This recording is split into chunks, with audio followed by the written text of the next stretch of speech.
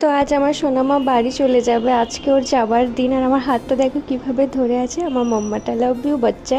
তো এই তো আমরা রেডি হয়ে গিয়েছি, এবার আমরা বেরোবো। হ্যালো এভরিওয়ানস, তোমরা সবাই কেমন আছো? আশা করি ভালো। আমিও ঠিকঠাক। আর আমার মাকে তো অনেক দিন পর দেখালাম। আমার মা আগের থেকে একটু সুস্থ আছে, সেই জন্যই আমরা যেতে পারছি, নাহলে আমাদের যাওয়া হতো না।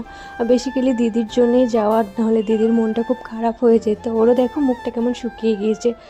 তো আমরা পুরোপুরি সবাই রেডি, এবার আমরা বেরোবো। আর এত জিনিস হয়েছে, এই পেছনে যেটা দেখছো এখানে পুরো ভর্তি হয়ে গিয়েছে, মানে পুরো ভর্তি। এত এত জিনিস, কি কি ছিল, কতগুলো ব্যাগ, তোমাদেরকে পরে দেখাচ্ছি। জিনিসগুলো এমনভাবে রাখা হয়েছে যে বসা হবে না কারো, তো সেজন্য একটু ঠিকঠাক করলো। দেন তারপরে বুনু বসেছিল। আর আমার মা তো খুব কান্নাকাটি করছিল, আমার দিদিও খুব কাঁদছিল, যেহেতু এতগুলো মাছ এখানে ছিল। আর বাবার বাড়ি তো একটা আলাদাই মানে জায়গা না আমাদের মেয়েদের কাছে, কিন্তু কিছু করার নেই, আমাদেরকে তো যেতেই হয় একদিন না একদিন সবাইকেই। আজ তোমার হয়তো কাল আমার, এরকমই একটা ব্যাপার। আমার মাম্মাটা তখনও ঘুমাচ্ছিল শান্তিতে দিদুনের কলে। ও আমার মা বাবাকে না, মানে আমার মায়েরও পুরো জীবন একেবারে। বলে না যে মেয়ের মেয়ে হলে যেন মা, মানে আমার মায়ের একেবারে ও জীবন হয়ে গিয়েছে। আর দাদুর কলে যেই চেপেছে সেই ও চোখ খুলে দিয়েছে। আর আমার দিদি খুব কাঁদছিল, খুব খুব কষ্ট হচ্ছিল আমার নিজেরও।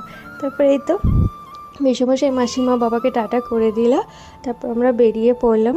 আর আমাদের অনেকটা লেট হয়ে গিয়েছিলো জানো তো, যেহেতু এত জিনিস সব গুছাতে গুছাতে টাইম চলে গেল, তো সেজন্যই আর কি। তারপর এই তো আমরা চলে এসেছি। আর এসে পরে জিজুর বাড়ির সামনে যে তোমাদেরকে বলছিলাম সর্পধরণী কালী মন্দির আছে, একদম বাড়ির পাশে।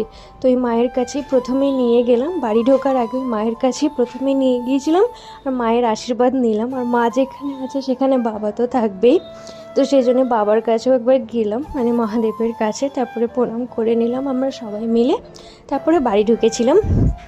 আর বাড়ি এসে বাপরে, পুরো বাড়ির অবস্থা খুবই খারাপ, যেহেতু এখন জিজুদের বাড়ি হচ্ছে, নতুন বাড়ি দোতলা হচ্ছে, সেটা তোমাদের সাথে শেয়ার করবো পরে।